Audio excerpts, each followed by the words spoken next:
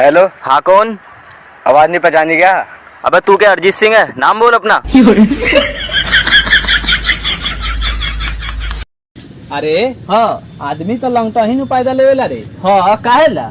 सोचा तनी प्रेगनेंसी के समय औरत के अगर शॉर्ट पैंट खिया देवल जाए तो लड़का कपड़ा पहनल पैदा हो सकेला का?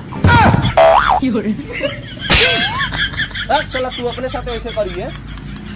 मार के कनखी नैनन से गुरदेल चलावेलू, छत के ऊपर से काहे शीशा चमकावेलू, रही रही के मोबाइल से मिस कॉल पेठावेलू, खिड़की पर खड़ा होके तू किस उड़ावेलू।